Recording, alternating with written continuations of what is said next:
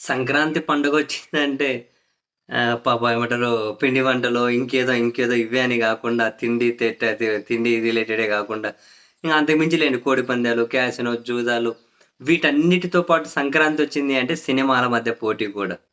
ఇదెప్పుడూ ఉండేదే. సినిమాల మధ్య పోటీ గూడా. ఈ సంక్రాంతికి గూడా ఒకవైపు 'రామ్ చరణ్' గేమ్ చేంజర్. మామూలు హైప్ గాదు. మామూలు ప్రచారం గాదు. దాని గురించి పెద్ద పెద్దగా ప్రచారం జేసుకున్నారు. తీరా జూస్తే బొక్క బోర్లా పడిందని జెప్పి నెట్టింట పెద్ద ఎత్తున ఆ సినిమా మీద విమర్శలు కనిపిస్తూ ఉన్నాయి. Negative talk. ఆ తర్వాత 'డాకు మహారాజ్' సంక్రాంతి కింగు, సంక్రాంతికి రంకుమొగుడు అది ఇది అని జెప్పి దాని మీద గూడా పెద్ద ఎత్తున ప్రచారం జేసుకున్నారు. ఇక ఈ సంక్రాంతి అంటే 'Ram Charan' Game Changer versus Balakrishna 'Daaku మహారాజే' అన్నంతగా ఆ స్థాయిలో ఏమంటారు వీళ్ళ పీఆర్ టీమ్స్ అనేటివి ప్రచారం చేసుకుంటూ వెళ్ళాయి. మధ్యలో విక్టరీ వెంకటేష్ అని అనిల్ రావిపూడి 'సంక్రాంతికి వస్తున్నాం' అనే సినిమా పేరుతో వాళ్ళు చాలా డీసెంట్‌గా ఎక్కడా వివాదాలు లేవు. ఎక్కడా పీఆర్ టీమ్స్ పెద్ద పెద్దగా ప్రచారాలు చేయడం లేవు. ఎక్కడ హంగామా లేదు. ఎక్కడ నానా కంపు కొట్టే అటువంటి ఫ్యాన్స్ వార్ లేదు. ఏం లేదు. డీసెంట్‌గా అలా సంక్రాంతికి వస్తున్నాం అని చెప్పి సంక్రాంతి రోజే వచ్చారు. నెట్టింట దీని మీద పేలుతున్నాయి చూడండి మాస్టారు మీమ్స్ అయితే.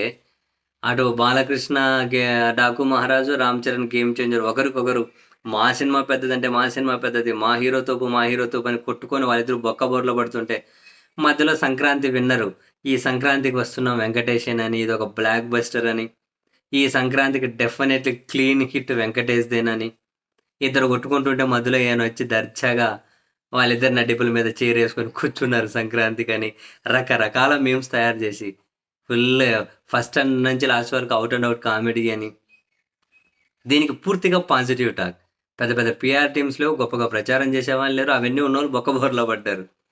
కానీ మధ్యలో వెంకటేష్ మాత్రం తన్నుకొని పోయారట. ఇంట్రెస్టింగ్ ఏంటంటే ఈ గేమ్ చేంజర్‌లో బొక్కబోర్లా పడ్డ నిర్మాత 'దిల్ రాజు' ఎవరైతే ఉంటారో అదే నిర్మాత వెంకటేష్ 'సంక్రాంతికి వస్తున్నాం' సినిమా కూడా ఆయనే కాబట్టి ఆడ బొక్క బోర్ల పడింది. ఈడ కొంచెం ఏరుకునే పరిస్థితి ఉంది. సంక్రాంతి అన్ని విధాల డీసెంట్ అన్ని వర్గాల నుంచి గనక డీసెంట్ టాక్ ఉంది కాబట్టి ఓపెనింగ్ డే కలెక్షన్స్ బాగున్నాయట. ఇంకా ఏమంటే డీసెంట్ హిట్ అని వచ్చింది కాబట్టి ఫ్యామిలీ ఆడియన్సే టార్గెట్ కాబట్టి స్లోగా దానికి కావాల్సినంత డబ్బులు కూడా ఎక్కువగానే వస్తుంది అన్నది సినిమా అనలిస్ట్ల అంచనా కూడా. ప్లస్ ఎక్కడైనా అంత ఇద్దరు కొట్టుకుంటే మూడోవాడు దండుకుపోతాడు అంటారు కదా. అట్లా వీళ్ళిద్దరు కొట్టుకుంటే మధ్యలో మూడో వచ్చే వెంకటేష్ తన్నుకుపోయినట్లే. మామూలుగా అయితే ఈ పెద్ద గేమ్ చేంజర్ 'డాకు మహారాజ్' లాంటి పెద్ద సినిమాల మధ్యలో నాదే ఇంకో సినిమా 'సంక్రాంతికి వస్తున్నాం' రిలీజ్ చేయడం ఎందుకులే అని 'దిల్ రాజు' ఆపుదాం అనుకున్నారట. కానీ దర్శకుడు పేరే 'సంక్రాంతికి వస్తున్నాం' పెట్టుకొని సంక్రాంతికి రాకపోతే ఎట్లుంటది? మనది ఖచ్చితంగా హిట్ కొడతది. మీరు వాయిదా వేయకండి అని చెప్పి పట్టుబట్టి రిలీజ్ చేయించారట. పట్టుబట్టి రిలీజ్ చేయించినందుకే గేమ్ చేంజర్‌కి తగిలిన మోకాలు నొప్పులకి 'సంక్రాంతికి వస్తున్నాం' ద్వారా కాసింత ఆయింట్‌మెంట్ పూసుకుంటున్నారట 'దిల్ రాజు'.